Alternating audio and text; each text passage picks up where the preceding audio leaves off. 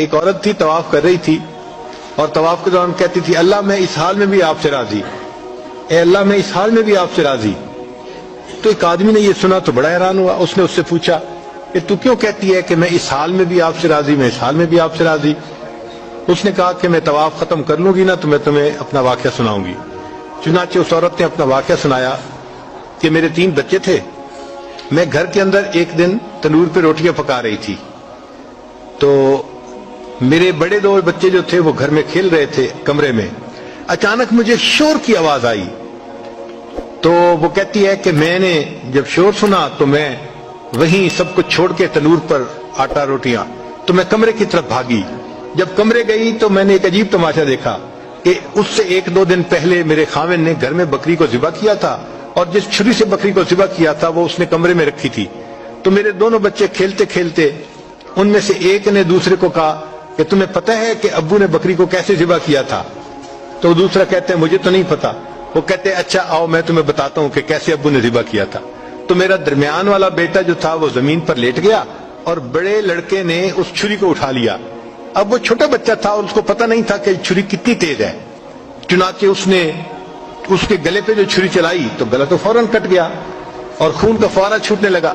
اب جب خون نکلا تو شور ہوا اور میں بھاگی ہوئی آئی تو میں نے دیکھا کہ میرا بچہ خون میں لت پت پڑا تھا اور اس کی جان نکل چکی تھی۔ اب میں نے سوچا کہ میرا بڑا بیٹا کہاں ہے جس نے یہ حرکت کی تھی؟ وہ ڈر کے بھاگ گیا تھا اور کہیں چھپ گیا تھا۔ کہنے لگی میں نے اسے دوسرے کمروں میں دیکھا تو کہیں نظر نہیں آیا۔ جب صحن میں آئی تو وہاں میں نے تنور کے لیے کچھ لکڑیاں رکھی ہوئی تھیں، ان لکڑیوں کے پیچھے وہ جا کے چھپا تھا۔ کہنے لگی میں نے پیچھے سے اس کو جا کے جب دیکھا تو اس نے مجھے کوئی جواب نہیں دیا۔ جب میں قریب گئی تو مجھے پتا چلا کہ اس جگہ کے اوپر ایک سانپ بیٹھا ہوا تھا۔